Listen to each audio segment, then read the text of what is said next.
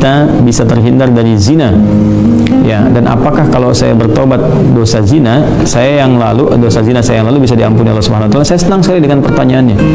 Ya, saya mau bertanya bagaimana caranya agar kita, berarti Anda dan saya kan, kita semua bisa terhindar dari zina. Nah, itu bagus sekali untuk kita semua karena banyak potensi-potensi yang bisa menjerumuskan kepada itu.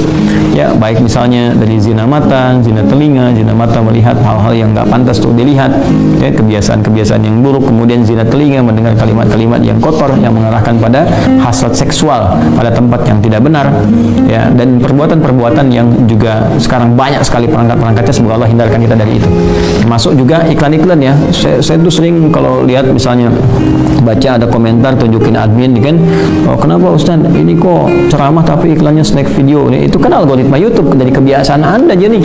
Jadi kalau Anda kebiasaannya lihat yang begitu atau klik yang begitu, datangnya seperti itu. Tapi kalau Anda kliknya misalnya yang baik-baik, ya, atau iklannya muncul ketika ada, itu kan dari kebiasaan Anda buka-buka, kan itu algoritmanya tersusun dengan kebiasaan kita buka laman apa dan sebagainya. Jadi Anda sendiri sebetulnya yang mengkreasikan itu. Jadi mengkoreksi untuk membuka sesuatu itu yang benar sehingga nggak datang iklan-iklan yang nggak diharapkan, gitu kan. Baik.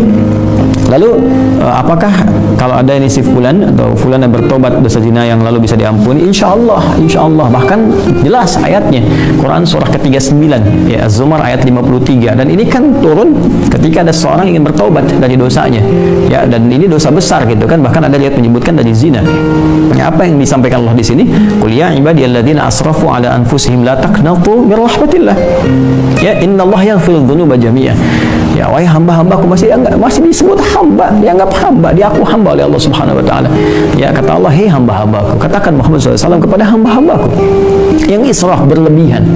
Jadi israf itu udah standar tertinggi dalam dosa, ya. Jadi ada khata, nanti ada al-afu pasangannya, ada dzambun, ada ghafir pasangannya.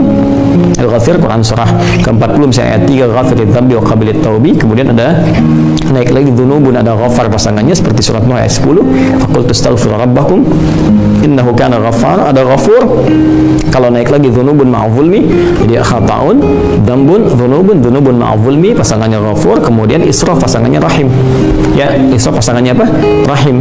Makanya disatukan di Al-Baqarah 286 kan, Rabbana la tu'akhidna in nasina aw akhtana khata', Rabbana wa la tahmil 'alaina isran kama hamaltahu 'ala alladziina min qablina. Itu dzambun dan dzunubun ma'zulmi. Rabbana wa la tuhammilna ma la taqata lana bihi, seperti israf. Wa'fu 'anna, al-'afwu, waghfir lana, ghafir, ghaffar dan ghafur, warhamna, rahim.